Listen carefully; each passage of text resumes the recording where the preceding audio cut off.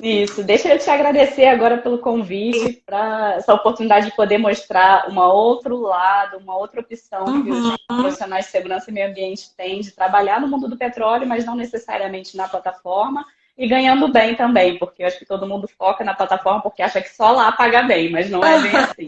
A gente precisa de todo um trabalho, principalmente nas operadoras, né? Todo um trabalho de dentro do escritório para viabilizar aquela operação, porque na verdade é a gente que participa que viabiliza, né, que faz todos os processos de licenciamento ambiental, processos de autorização na MP. Então, segurança e meio ambiente é o que viabiliza a operação e é muito importante também. Até para o trabalho poder acontecer, né? Exatamente, senão não tem. Se não tiver licença, não tem perfuração. Então, a gente até brinca que no pré-operação nós somos os mais importantes, porque fica Sim. todo mundo, e aí, a licença saiu, e aí, a autorização da ANP saiu? Então, fica um foco todo na gente, no pessoal que trabalha nessa parte, né, regulatória de segurança e meio ambiente, para viabilizar a operação. E é uma área muito, muito interessante, que também remunera bem, e que você está em contato direto com a operação sem precisar estar lá no regime de escala, tá na plataforma em si, né? Stephanie, tu pode contar um pouquinho para nós como é que tu começou, assim, um pouco assim da tua trajetória, só para quem não te conhece, né, conhecer um pouquinho da tua história?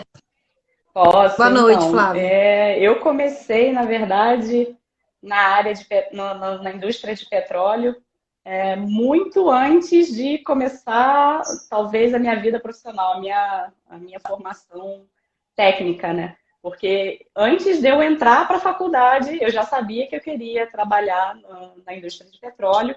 Eu Legal. não tenho curso técnico, eu só fiz ensino médio normal, eu tinha tido umas experiências de estágio no ensino médio, mas eu já tinha uma inclinação para engenharia química para a área de meio ambiente na indústria de petróleo, já tinha isso em mente. Então, quando eu passei no vestibular, a primeira coisa que eu fiz foi colocar currículo em todas as operadoras de petróleo para a vaga de estágio. Na época ainda não existia aquela lei de estágio que limitava em 2 anos e nem quando você começava. Então, eu fui chamada logo no primeiro semestre para uma entrevista numa empresa de óleo e gás, uma operadora.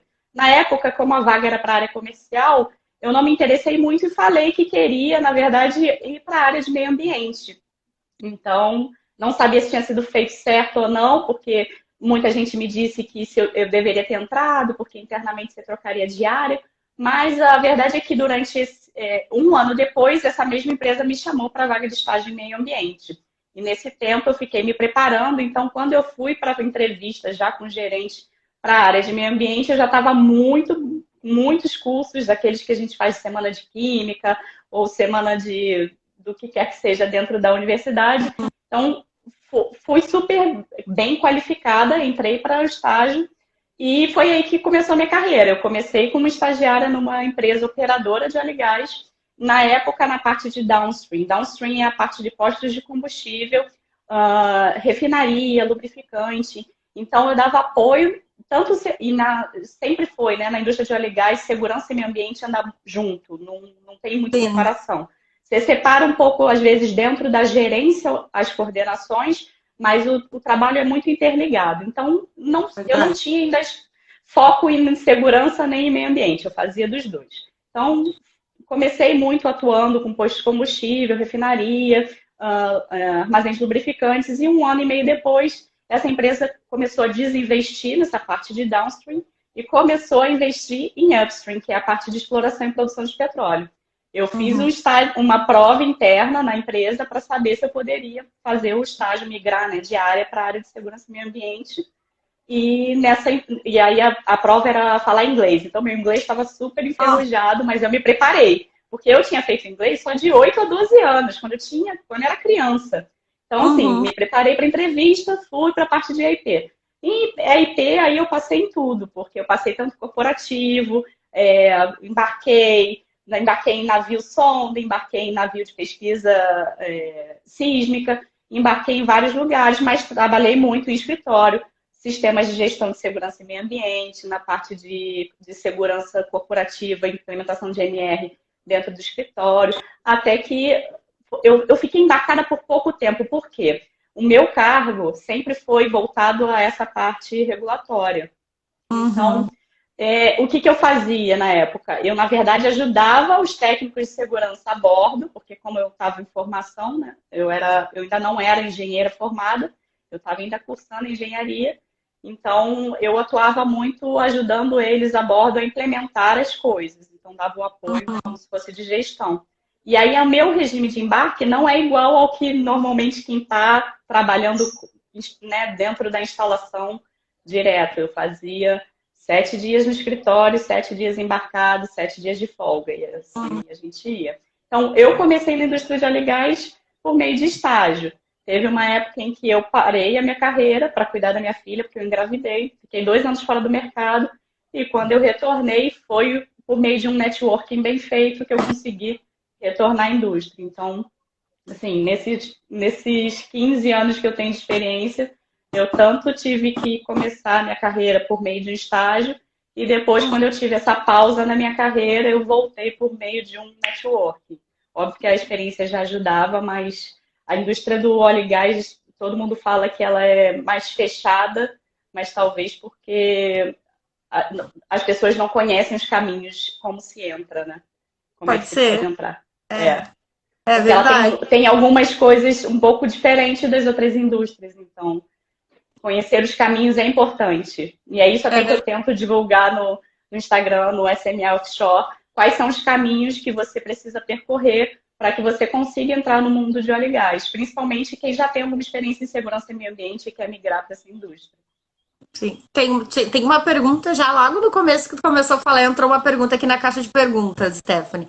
A Ana perguntou, ela tá dizendo que ela é técnica, tá? Ela já tem 12 anos de experiência e tá perguntando se é difícil o primeiro embarque. Eu acho que é isso que tu acabou de falar, né? Que nem ela já tem uma vivência, ela tem uma boa experiência como técnica de segurança, mas de repente não sabe os caminhos, né? Isso, principalmente quem tem já experiência, é mais difícil conseguir o embarque direto, porque uma instalação seja de perfuração quanto de produção, ela tem muitos riscos. Eu costumo dizer que eu agora estou na fase de escrever minha monografia da Engenharia de Segurança do Trabalho, e na UFRJ a gente tem que analisar a instalação, e o meu projeto é com instalação de exploração, tem que analisar se todas as NRs, quais são aplicáveis e quais não são.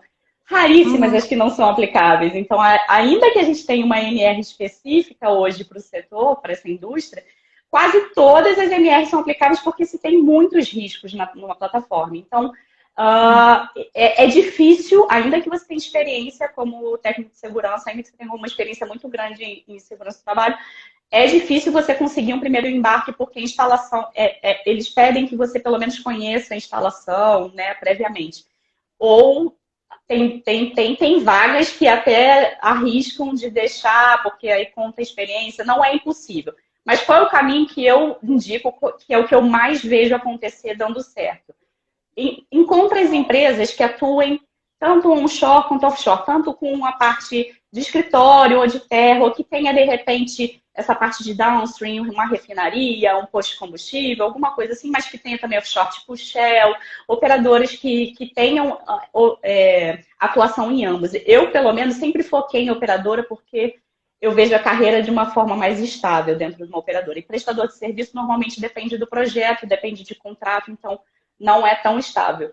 E as operadoras, elas têm essa flexibilidade de ter carreiras onshore e offshore, que foi o que eu fiz. Eu comecei atuando em escritório, e uma vez que você está lá dentro, que eles confiam no seu trabalho, que eles sabem que você já conhece, pelo menos teoricamente, muito bem a instalação, ou quais são os riscos que estão lá, eles te deixam embarcar. Então, é mais fácil. Aí, se você performando bem e você demonstrando interesse em continuar naquele trabalho só embarcado, é mais fácil que te movam para uma vaga embarcada. Ou se não, se você, de repente, não conseguir naquela empresa, pelo menos você conseguiu o seu primeiro embarque, você já pode colocar no seu currículo e buscar vagas offshore, com experiência, porque você já vai ter tido. Verdade.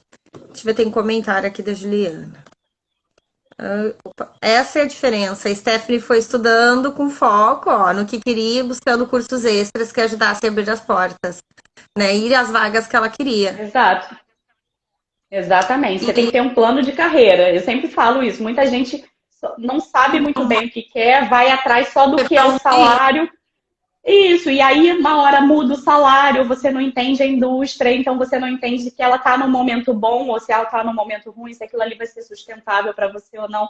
Então, você precisa realmente planejar a sua carreira, cuidar da sua carreira, entender os caminhos que são possíveis de você seguir. Isso é uma coisa que me perguntou muito, questão de curso. Ah, que curso que eu faço? Isso é uma coisa que eu falo muito, depende da área que tu quer seguir, né? Se tu já determinou, eu quero trabalhar na construção, eu quero trabalhar embarcado. Primeiro tem que definir o que tu quer, aí para depois tu ver quais são os cursos que vão te ajudar para entrar nessa área. Exatamente. E tem cursos, por exemplo, que muita gente quer trabalhar embarcado e fala, se eu tiver o Rio, CBSP e essas normas, eu consigo entrar para a vaga? Não é isso que determina se você consegue entrar para a vaga. Isso te habilita a concorrer para a vaga. Mas o que vai te fazer conquistar a vaga ou não são suas habilidades interpessoais, o como você se apresenta e se vende, quais são as experiências que você tem. Então, é um conjunto de coisas que vai te garantir a vaga. O curso só te habilita. Eu tenho Rio de CBSP, NR tal, tal, tal. Eu estou pronto para embarcar. Não é bem assim. Você tem que ter um conjunto. Isso aí te habilita. Tem todo um conjunto de coisas que você tem que mostrar para o recrutador de que você é aderente àquela vaga. Uhum. Isso é network é muito importante nesse processo. Com certeza. Muito. E network bem feito, porque as pessoas entram no LinkedIn e acham que é só adicionar o gestor de RH, o analista de RH, ou a empresa do seu departamento e tá fazendo network. Aí surge uma vaga, ou antes mesmo de você falar com a pessoa, você já entrega seu currículo.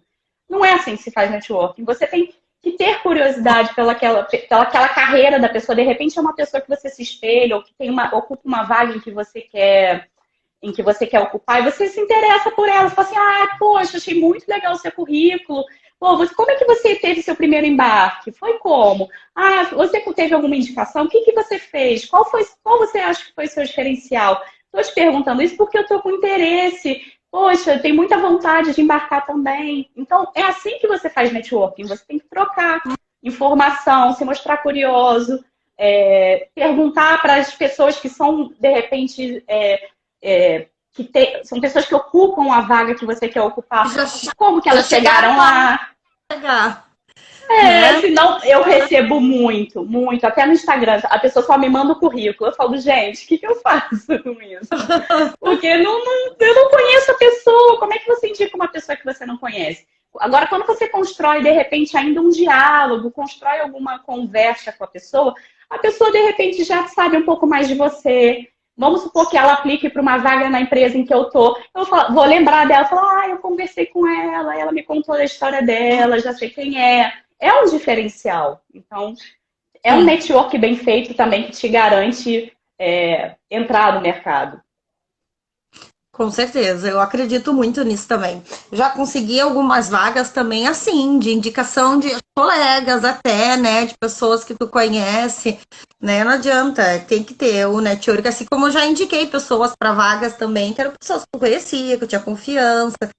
Quem não é visto não é lembrado, né?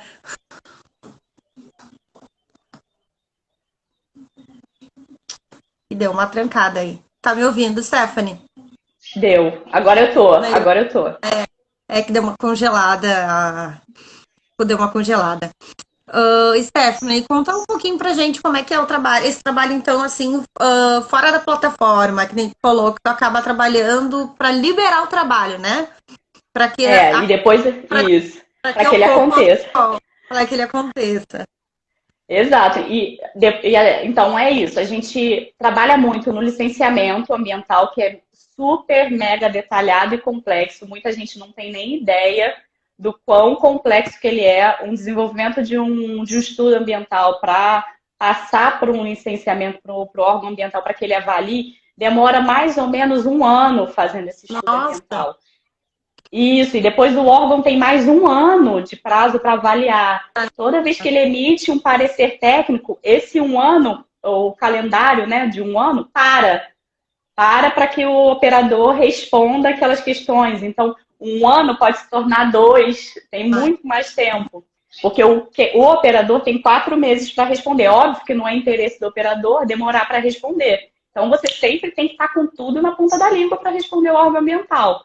E esse trabalho é um trabalho muito complexo, que normalmente são muitos especialistas juntos trabalhando. Por quê?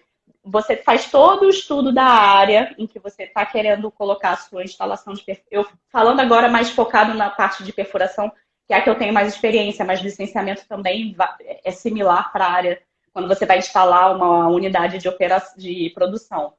Então, falando um pouco da parte de perfuração, você tem que fazer todo o estudo da área, você estuda como é que é o ambiente ali no entorno, quais são as comunidades que podem ser atingidas, você faz projetos ambientais de mitigação daqueles impactos que você pode causar, você identifica todos os impactos. Então, é uma avaliação assim, mega robusta e completa, que no final, quando esse estudo está pronto, ele fica por algum tempo no site do IBAMA para que as pessoas olhem e comentem. Qualquer um pode acessar e fazer questionamento e pedir mais informações para o IBAMA. Então, e eu não sei se todo mundo sabe, todo o processo de licenciamento ambiental é público.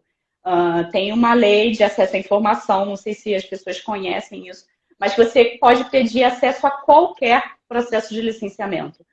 Eu tenho interesse em saber como é que foi o licenciamento lá do Campo de Bacalhau. Você vai lá, pede acesso ao processo, eles vão te dar todo o processo. O processo inclui o estudo ambiental, o que o órgão questionou, a empresa operadora. Então, assim, é um trabalho muito robusto, que dura mais ou menos 2 anos a 2 anos e meio para poder liberar. Porque você só pode operar depois que você tem a licença ambiental de operação. Focando na parte de perfuração, né? Porque quando você vai para a parte de produção, como você tem uma instalação que vai ficar ali por volta de 25, 30 anos, você tem primeiro uma licença prévia, em que eles estão analisando previamente todas as informações do projeto. Depois você tem uma licença de instalação, em que você vai instalar aquela unidade ali naquele lugar. Depois você tem uma licença de operação, que é o órgão permitindo que você comece as operações. Então, é até um pouco mais complexo, acho que provavelmente por conta do tempo, né, em que aquela instalação vai ficar ali naquele local. Mas tem essa parte da licença ambiental, em que a gente atua, e tem a parte da autorização da ANP, em que a gente tem um regulamento técnico, que é o SGSO, Sistema de Gestão de Segurança Operacional, em que a ANP pede que a gente submeta um pacote de documentos de segurança, principalmente do projeto e da unidade da instalação marítima, que a gente está tentando autorizar.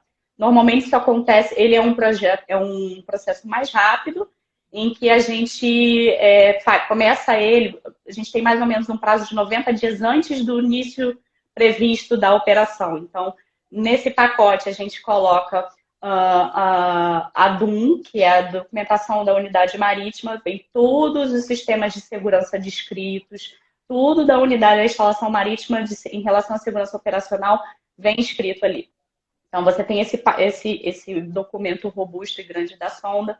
Você tem uma matriz de correlação porque o SGSO ele é composto por 17 práticas de segurança operacional, é um sistema de gestão modelo da ANP, e a gente tem que ter, o operador tem que ter o próprio sistema de segurança operacional. Então, a matriz de correlação, o que ela faz? Ela correlaciona essas 17 práticas do sistema de gestão de segurança operacional da ANP com o sistema de gestão de segurança operacional da operadora e, se forem diferentes, do operador da instalação. Por quê? Normalmente, principalmente as multinacionais, a Petrobras, na maioria das vezes, a instalação é dela mesmo e ela opera. Mas, por exemplo, a maioria das outras empresas multinacionais, elas não têm as suas próprias unidades de perfuração. Elas subcontratam. E aí são as empresas que a gente que vê muito por aí. SBM, Modec, e por aí vai. São as empresas que são donas da unidade e elas alugam para a operadora. Então, quando eu vou submeter a documentação de segurança operacional para a ANP, eu boto o pacote nessa matriz de correlação. As documentações de segurança operacional da ANP correlacionando com a do operador, correlacionando com a do operador da instalação. Junto desse tem um último. São 3 do pacote. Então, é a matriz de correlação, a DUM e a RIC. RIC é o relatório de informações do concessionário. nesse documento é que vão todas as informações do projeto. E você faz esse documento por bacia. Às vezes a operadora tem mais de um projeto, mais de uma bacia de operação. Então, é uma documentação também robusta, que a gente precisa de muito contato e muita comunicação com os outros departamentos, porque essas informações não vêm da gente. A gente tem que coletar dentro da empresa, com os outros prestadores de serviço, para montar. Quem monta esse pacote é a gente, e aí a gente faz a relação com o órgão regulador, que nesse caso é a ANP. Submete os documentos, responde as questões deles, se houverem, ajusta uma coisa ou outra até conseguir a autorização. Então, assim, todo esse processo de liberação da operação, principalmente da parte de segurança e meio ambiente, é a gente que faz dentro do escritório. Normalmente, a gente dentro do escritório do operador, porque esses órgãos reguladores falam com o operador, né? Agora eu entendi por que demora quase um ano. Não, demora mais, muito mais. Quase 2 anos, porque um ano é só para a gente elaborar a documentação, mas quase um ano para eles estudarem o que a gente mandou. E a gente tem uma foto, o licenciamento ambiental, o processo, né, o estudo ambiental, ele tem tipo papo de 10 fichários cheios, assim, se você for olhar, se você for botar o estudo ambiental inteiro. Então, assim, são muitos capítulos, muitas páginas, muitas informações. Não é só um técnico ambiental do IBAMA que analisa, é um conjunto também de pessoas que analisam. Então, é robusto, é bastante robusto. E a gente é que trabalha nesse processo pré-operacional. O pessoal que está aí online, a Stephanie está falando tanta coisa interessante, muita coisa que eu não sabia também, e dos bastidores, né? E todo o trabalho que tem por trás, que não no trabalho do petróleo, né? Não é só o embarcado, né? Tem todo um suporte, todo um trabalho antes e durante, né? Para o pessoal poder embarcar. Então, quem está aí ao vivo, pegue e compartilhe a live, compartilhe lá nos stories de vocês, porque deve ter muita gente que não ficou sabendo da live e vai perder essas informações todas que a Stephanie está passando. Então, a gente sempre tem um colega que quer saber ou que quer entrar nesse mundo e não sabe como. Então, compartilha aí nos stories aí para mais pessoas poderem ter essa informação. Certo, gente? Posso contar com vocês? Faz um assim, ó, no comentário aí, quem compartilhou, tá? Eu ia somente perguntar, tu falou em IBAMA. Então, para fazer todas essas licenças, não é só FEPAM, envolve IBAMA também, sim. Por causa que também tem os animais marinhos, é por isso? Na verdade, só envolve IBAMA. Na verdade, só envolve IBAMA. Não, porque a gente lida só com órgão federal, porque é offshore. Tá. É verdade. A única parte que a gente faz... Isso, a única parte que a gente faz estadual é quando a gente traz os resíduos para a terra. Porque a gente tem a geração de resíduos na offshore, que é uma parte do acompanhamento da gente durante a operação. A gente tem, depois que a licença é emitida, a gente tem uma série de condicionantes. Ou seja, são coisas que a gente precisa cumprir enquanto estivermos operando para que a licença se mantenha vigente, senão ela é cassada, senão a gente perde a licença. Então, durante a operação, o nosso trabalho continua garantindo o cumprimento regulatório dessa licença. Então, um dos projetos é o gerenciamento de resíduos offshore, em que a gente tem que mandar para a terra. Seja desde do papel, copinho de plástico e tudo mais, até o resíduo, de fato, da operação de perfuração, por exemplo, falando mais especificamente de perfuração. Então, quando a gente manda para a terra, a gente manda para uma destinadora.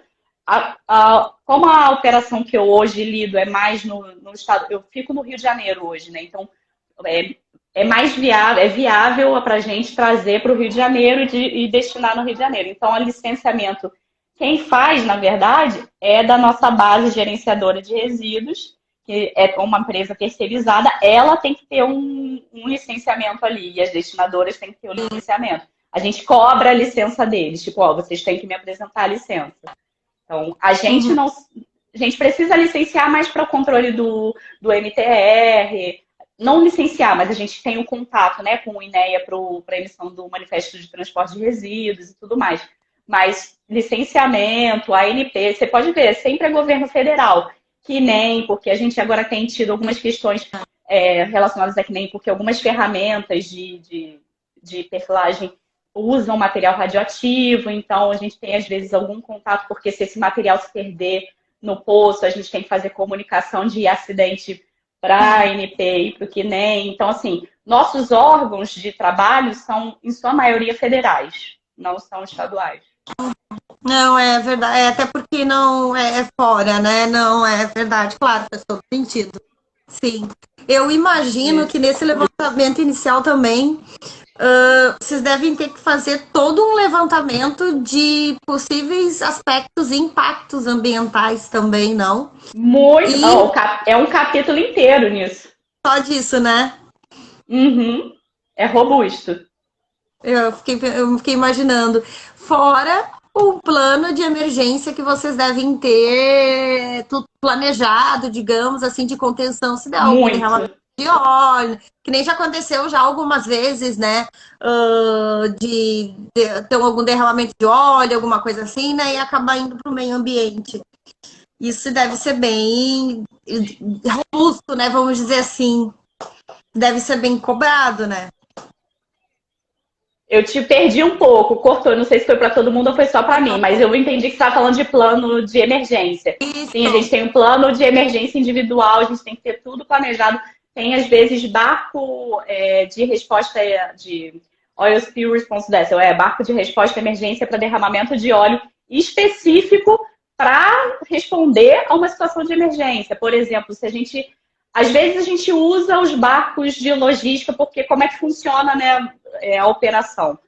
A sonda de perfuração, por exemplo, fica lá na locação dela, a não sei quantos quilômetros para fora do mar. E falando, né, de perfuração offshore, de ultra deep water, de águas ultra profundas. Então, como é que você leva e traz todo o suprimento? Por barcos de apoio. Então, o barco de apoio vai para a base, carrega, leva para a sonda, seja material, comida, o que quer que seja, para a sonda e descarrega. Esses barcos de apoio, em sua maioria, a gente costuma usá-los para caso tenha algum derramamento, eles estejam aptos, a gente já adapta ele para que caso tenha algum derramamento a gente possa usar. Por quê? Sempre tem um barco ali perto da sonda. E normalmente o plano de resposta à emergência, ele pede que tenha uma embarcação de até 2 horas de distância para o atendimento rápido. Além de outras, depende do projeto, né? Mas com certeza uma pelo menos a 2 horas de distância, isso sempre tem logisticamente.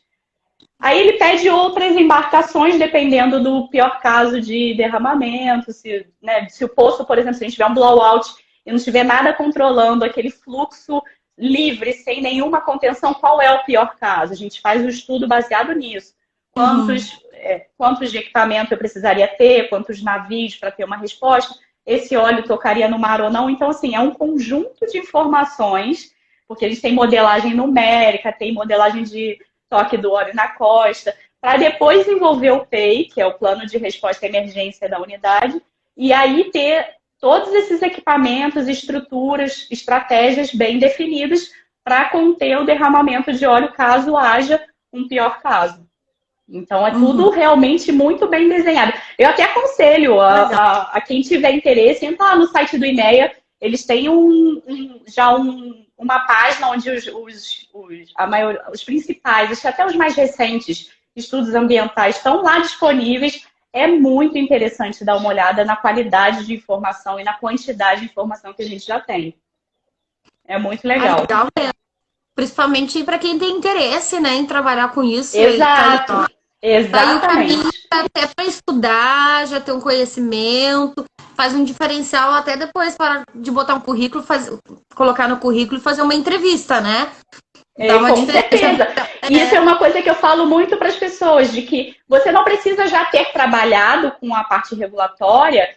Óbvio que é interessante que você já tenha, mas você consegue absorver muito conteúdo só de estudando as legislações. Se você estudar como é o processo de licenciamento ambiental, você já não vai chegar numa entrevista cru Você pode falar que não tem experiência, de repente, com o federal, mas você tem com o estadual, mas que você já leu, você conhece, você entende que os prazos, você entende o que de repente, são os planos de mitigação dos impactos ambientais, como é que faz. Então, você tem uma noção, tendo uma noção de como funciona o processo, você já chega com um diferencial na entrevista. Certeza. Tanto para a MP, quanto para a IBAMA. Com certeza. Além ainda está demonstrando ainda que tu tem interesse, né? Que tu está estudando. Ah, eu não tenho experiência nisso, mas eu estou estudando, eu estou procurando, né? Isso faz muita diferença. Exato. De repente falar que eu estudei o processo de licenciamento de vocês, porque eu vi que vocês já iniciaram ou tem já um processo, a gente vê isso acontecendo até com consultoria. Muitas vezes porque para desenvolver esse estudo ambiental, a gente não faz tudo internamente. A gente tem nossos especialistas, mas em geral é obrigatório que se contrate uma consultoria para quase ser como essa consultoria vai dizer que esse empreendimento é viável baseado nas informações que a gente passa para ele, né, tecnicamente. Então tem que ser quase que um estudo de terceira parte, tipo, quase como se fosse isso. Então, essas consultorias, às vezes, elas querem entrar na parte de implementação de projeto. Num BID, esqueci até como é que fala BID em português, mas enfim, num BID para implementar os nossos projetos ambientais, que a gente já conseguiu a licença. O que ela fez? Uma das empresas que a gente até se admirou e falou, nossa, essa empresa é muito boa. Ela pegou o nosso licenciamento e estudou de cabo a rabo. Ela chegou no BID sabendo tudo que a gente precisava. A gente não precisou falar para ela o que a gente precisava. Ela já tinha estudado. É a mesma coisa que um candidato participando, exatamente, de uma entrevista. Você vai concorrer para uma vaga de segurança e meio ambiente, de repente, dentro do escritório, numa parte regulatória, você chegar mais ou menos conhecer, não precisa entrar a fundo, porque às vezes você não tem tempo para estudar, como eu disse, o estudo ambiental é um documento muito grande, mas você conhecer quais são os projetos, porque dependendo do empreendimento, dependendo do projeto, o órgão ambiental, ele bota mais ou menos projetos ambientais. Então, você já ter dado uma olhada ali em quais são os projetos ambientais que essa empresa vai ter que trabalhar, como é que mais ou menos é a operação, olhar o material, um material riquíssimo, muito bom para quem quer conhecer do projeto de uma forma rápida, sem ter que ler tudo, é olhar material de PEAT, que é o Programa de Educação dos Trabalhadores Embarcados, isso, Programa de Educação Ambiental dos Trabalhadores, isso mesmo, PEAT. Ele tem um material disponível dentro do processo de licenciamento daquele projeto, e ele é uma linguagem muito simples, fala tudo que o projeto dá um overview, assim, né? Dá uma visão geral do projeto de uma forma simples, mastigada, tudo ali assim, muito claro, com imagens, você consegue ver os slides, e o RIMA, que se for o caso do estudo ambiental em que você estiver olhando, porque quando você vai fazer o processo de licenciamento ambiental, tem 3 tipos de estudos. Um é o estudo ambiental de perfuração, falando novamente de perfuração, mas para as outras ou tipos de operações por produção ou sísmica, é similar o nome. Então, ou é o estudo ambiental de perfuração, que é um estudo ambiental menos robusto, ele é um pouco menor, mas é para quando você vai licenciar só um bloco, por exemplo. Então, ele acaba sendo um projeto menor. Ou um estudo ambiental de perfuração mais o RIMA. RIMA, o que é? O relatório... Ai, não me lembro agora. Relatório de impacto. Enfim, não sei. Mas o que é o RIMA? Não me lembro o que é. O RIMA eu não me lembro. É o RIMA isso, relatório de impacto. Mas o que no fundo é o RIMA? É uma simplificação de todo o estudo ambiental. Ele foi feito para quê? Para que ele foi criado? Para quem não tem o conhecimento técnico, exato, para quem não tem o conhecimento técnico, ser capaz de entender o que é aquele empreendimento e o que ele traz de benefício ou de impacto, para que qualquer pessoa, a população, consiga entender o que é aquilo que está sendo licenciado e que vai estar impactando, de repente, aquela região. Então, o RIMA é tipo o estudo ambiental digerido. Então, o RIMA e material de PEAT são sensacionais para se dar uma olhada rápida. É uma dica super boa. Alguém comentou aqui. Os programas ambientais a serem executados offshore são executados por uma empresa de consultoria contratada ou executados diretamente? Eles são, em geral, são executados por uma empresa contratada com a nossa orientação, com a nossa supervisão, né? A gente faz o acompanhamento. Então, como é que funciona normalmente? A gente faz um bid, uma empresa de consultoria ganha. Lá a gente ela vai fornecer para a gente uma mão de obra, um técnico ambiental embarcado, que vai ficar responsável por acompanhar a implementação daquele projeto lá na sonda. Então, tudo que tiver a ver com projeto ambiental em relação à sonda, ele tem que ter lá a assinatura ou acompanhamento dele de alguma forma. Então, isso em material vai para a consultoria e a gente sempre vendo, né? A gente vê tudo isso, a gente vê acontecendo. Então, por exemplo, eu hoje sou responsável por alguns projetos. Um deles é o PEAT. O PEAT é esse que eu comentei, que é o Projeto de Educação Ambiental dos Trabalhadores. Antes de embarcar, hoje em dia, como é que está sendo feito? Antes do pessoal embarcar, na quarentena, enquanto eles estão no hotel, a gente faz uma sessão. São 4 módulos, cada um com 2 horas de aula. Então, uma vez por mês, eles passam por um módulo. Né? Por exemplo, nesse mês a gente está só fazendo módulo 1. Mês que vem a gente vai fazer só o módulo 2. Então, se hoje ele for embarcar, ele vai pegar o módulo 2 na quarentena. No final do PEAT, a gente tem lá um questionário do que ele achou, se ele tem algum comentário, algo a agregar, se ele acha que alguma coisa deveria mudar. O que eu faço? Eu não acompanho essas sessões, mas o que para mim é importante? Saber se todo mundo compareceu ou não. Se não compareceu, por que não compareceu? Quais foram os comentários? Se tiveram comentários relacionados à consultoria, ao instrutor, ou a gente, ou a coisas que possam melhorar, que de repente dependem da gente, de repente de ter mais orçamento, fazer algo diferente. Então, eu olho isso, o resultado, e a gente vai acompanhando indicador, porque a gente tem indicador para a implementação do projeto. Hoje, se eu não me engano, a gente tem que implementar para pelo menos 85% de todos os trabalhadores. Então, se esse indicador não anda bem, eu vou cobrar da consultoria. Olha, o que a gente pode fazer para melhorar? Que tal fazer isso? Por que esse indicador está tão baixo? Então, esse é o papel de quem está no escritório. A consultoria implementa, a gente está sempre observando e a gente vai dando os nossos toques, porque a gente tem que gerenciar aquele processo, garantir que a condicionante está sendo atendida. Sim. E a pergunta que não quer calar, Stephanie, que todo mundo quer saber, que é como entrar no mundo do petróleo. Tem um caminho aí para passar para esse pessoal? Então, depende em que fase da carreira que a pessoa está, né? Se ela está ainda se graduando, eu diria que é melhor, assim, é a mina de ouro é você tentar estágio. Estágio é a forma que mais eu vejo o pessoal entrando. Na empresa que eu trabalho, quase todos os funcionários entraram por estágio. A não ser eu e um ou outro que vieram atualmente do mercado. Mas você olha assim, os mais antigos têm 20 anos de carreira, começaram como estagiários. Porque as operadoras costumam manter. Não, e eles dão muito, de verdade. É muito comum contratar estagiário na indústria de óleo e gás. E as carreiras normalmente são longas. Por quê? Você tem um projeto inicial ali, você adquire um bloco, você vai perfurar para saber se tem óleo ali. Se tiver óleo, você declara comercialidade, você vai desenvolver. Você vai fazer um projeto de como você vai desenvolver aquele campo. Depois que você desenvolve, você vai fazer todo o processo de licenciamento para produzir. Então, e quando você produz, você fica 25, 30 anos produzindo. Então, quando uma empresa entra na fase de ter ativos de produção, as carreiras costumam ser muito longas. Porque você fica ali, a não ser que você queira sair, se você não quiser, você fica. Então, ser de uma operadora tem essa vantagem. Então, se você estiver ainda cursando alguma graduação, principalmente graduação, eu vejo empresas também contratando estagiários de pós-graduação, de técnico. Eu não vejo tão comum, mas tem. Então, se você está se graduando, estágio. Se você se formou, já tem até 2 anos, você ainda consegue vaga de trainee.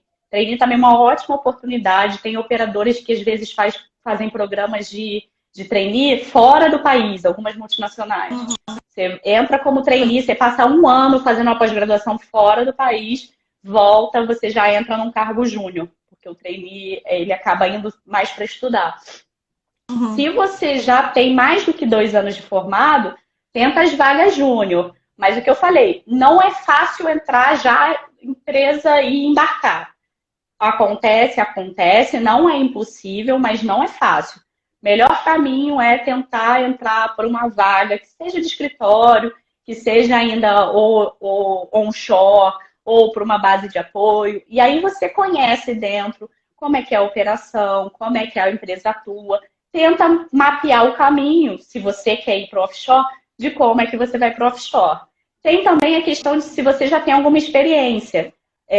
Eu vejo que a forma é essa. Se você está querendo mudar de carreira, de carreira não, mas de área, né? Se você, por exemplo, é da área de segurança e meio ambiente, atua em outra indústria e quer entrar na indústria de óleo e gás, primeiro de tudo é ter um currículo bem feito. Por quê? Você vai pegar as vagas que são para a indústria de óleo e gás e vai ver no seu currículo o que mais se adequa. Você tem que entrar na indústria de óleo e gás já conhecendo a indústria. Então, por isso que o estudo prévio é muito importante. Porque você vai conseguir entender o que da sua experiência pode ser interessante para aquela vaga ou para aquela indústria. Você vai fazer o seu currículo voltado para isso, para ressaltar. Você vai se vender. Vai mostrar, olha, eu não tenho ainda experiência com a indústria de óleo e gás, mas eu tenho experiência com isso, isso, com isso, e que eu sei que isso aqui é muito importante nessa indústria, porque vocês têm esses processos, isso já numa entrevista, né? Você tem que pensar também no currículo mais ou menos desse jeito. O que eu vou montar no meu currículo que vai ser interessante para essa vaga? O que eu preciso ressaltar? E uma dica que eu sempre dou, eu não tenho um currículo fixo, tipo, esse é meu currículo, vou entregar para todas as empresas assim. Não. A não ser naquela época em que eu ia aplicar para estágio, eu tinha um currículo e botei em todas. Agora, se você já tem uma experiência, você quer entrar no mercado de óleo e gás para alguma vaga que você olhou, revisa o seu currículo para que ressaltar tudo que é importante para aquela vaga que você tem. Então, você vai revisar seu currículo e fazer. Se antes o seu currículo estava lá com foco só em... Que nem eu tive uma época em que eu foquei mais em segurança de processo. Mas eu não... até ia falar isso. Eu não tenho formação nem técnico de segurança, técnico de meio ambiente. Eu não sou engenheira ambiental, eu não sou ainda engenheira de segurança.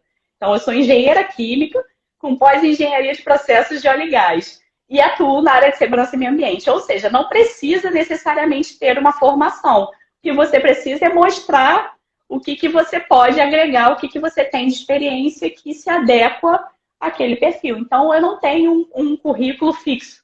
Meu currículo hoje é para segurança, regulatório de segurança e meio ambiente, porque é o que eu tenho mais experiência, é o que eu mais gosto hoje em dia de fazer.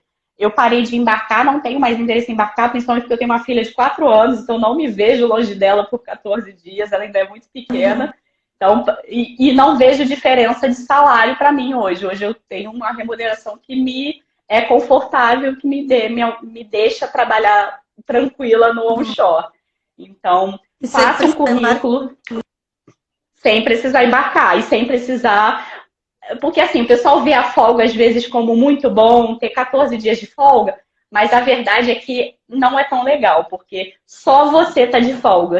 A não ser que você viva a sua vida sozinho, né? Tipo, não tenho ainda ninguém, vou tirar isso para viajar, de repente tem um amigo que também embarca, ok. Agora, se você tem um marido, filho, tá todo mundo na rotina normal, menos você, e você se sente ali, todo mundo trabalhando. Não tem nada para fazer, porque eu não vou fazer sozinho, todo mundo trabalhando, então não fica tão interessante assim embarcar na folga, e ter a folga, mas voltando para a questão do currículo, tenha um currículo revisado para a vaga que você quer aplicar, suas chances de ser chamado para uma entrevista são muito maiores. E se você chegou ao ponto de ser chamado para entrevista, pode ter certeza que agora eles só querem confirmar se você realmente é aquela pessoa que você descreveu no currículo, se você tem aquela experiência, como você se porta, como você se posiciona, como você se comunica, a vaga já é praticamente sua. Você já está ali no 80%, 90% da vaga é sua.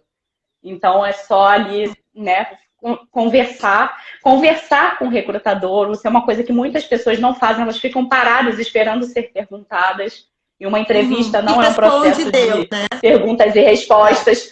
Exato. É importante que você pergunte coisas sobre a vaga, sobre a empresa, sobre a sua equipe, sua futura equipe, sobre programas de benefício ao funcionário, entendeu?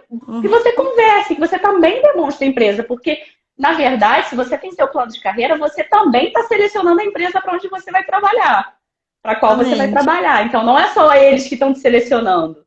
É aquilo que eu comentei quando eu estava na minha primeira vaga de estágio. Eu fiz todo o processo. No final falaram que era comercial. Eu ainda fiz outras perguntas, mas não era o que eu queria. Então, eu não selecionei a empresa. Eles me queriam, tanto é que eles me chamaram 1 ano depois. Se eles não me quisessem, eles nem lembrariam de mim. Mas 1 ano depois eles lembraram e me chamaram para a vaga que eu gostaria de trabalhar. Então, assim, você também tem que assumir uma postura de que você está selecionando a empresa. Uhum.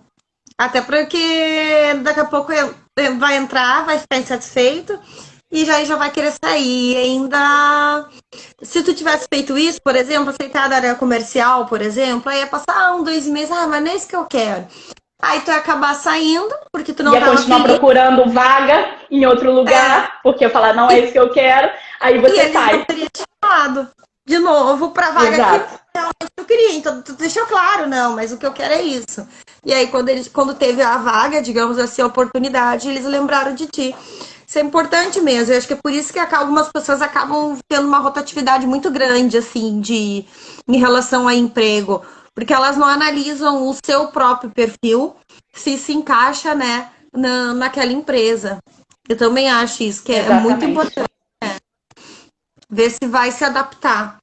É que nem algumas funções, algumas coisas assim da segurança do trabalho, às vezes eu brinco, não, eu não tenho estrutura psicológica para esse tipo de trabalho. Então, já corta. Por exemplo, eu não conseguiria trabalhar embarcada. Eu entrei, parece que eu boto o pé dentro de um barco, navio, seja o que for. Isso. Eu enjoo. Olha, eu descobri que isso eu não tenho problema, porque eu embarquei num barquinho, sem sacanagem, um barquinho de pesquisa pequeno, que até já afundou. Algumas pessoas, quem é da área de petróleo, conheceu o Marine Vessel Carmen. Ele afundou já esse barco. Na época eu embarquei nele. Todos os homens, todo mundo, tripulação, todo mundo enjoando, tomando remédio, e eu tava ali tranquila. Eu falei, gente, eu nasci pra isso. Tu nasceu pra isso. Pra mim não dá certo, e eu tenho medo de água, por incrível que pareça. Eu amo voar, eu não tenho medo de voar. Tanto que antes do CETEC Segurança do Trabalho, eu fiz um curso de comissária de bordo. Mas a água eu já tenho medo. Já tenho receio. Eu nem... E os treinamentos você faz de sobrevivência no mar, você faz se a aeronave cair, como que você escaparia daquela situação. Sim. Então... Eu tive que fazer tudo, mas eu tenho esse respeito, digamos assim, esse medo do mar. Eu nem sou assim de entrar muito assim, enfim, eu tenho medo desse da água. Então eu acho que eu não consigo me ver assim num lugar. Nossa, imagina! Lá só tem água. É isso, você só vê o horizonte do mar. Ou no máximo uma outra plataforma. Ou um barquinho de apoio. Então eu tenho consciência de que não é o meu perfil. Para mim não daria certo, então não vou nem tentar. Né? Então é questão também da gente se conhecer, né? E saber se nós também daríamos certo naquilo.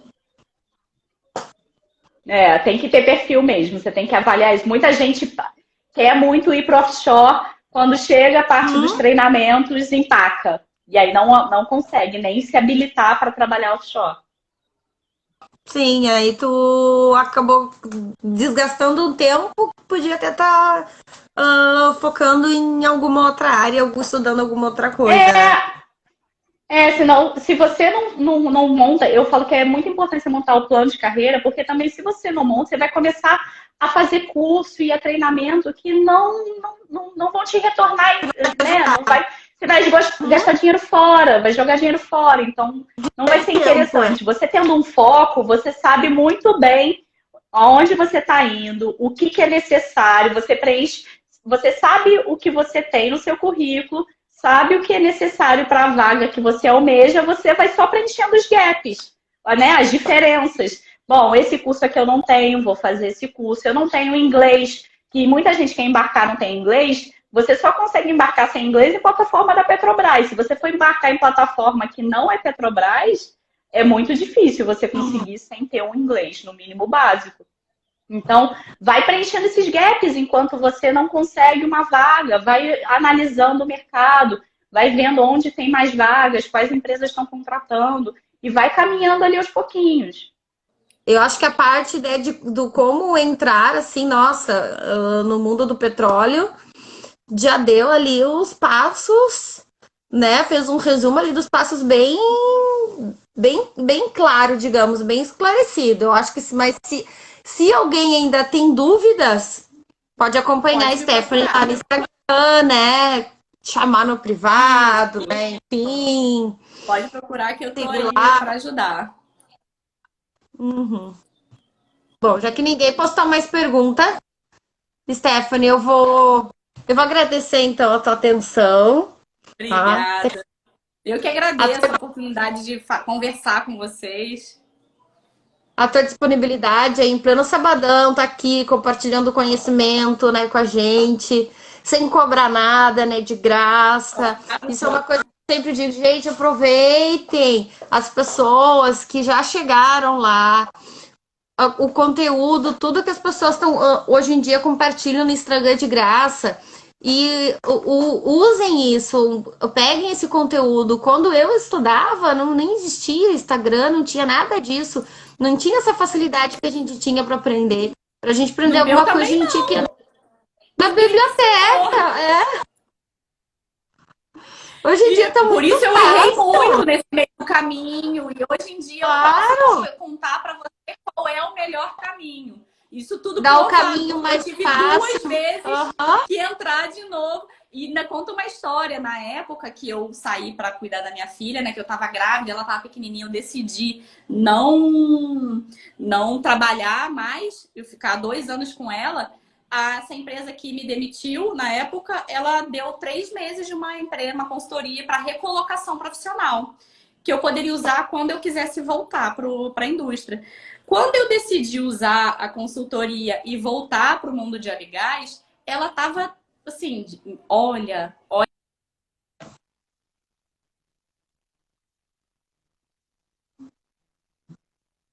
Ampliar a sua área de atuação.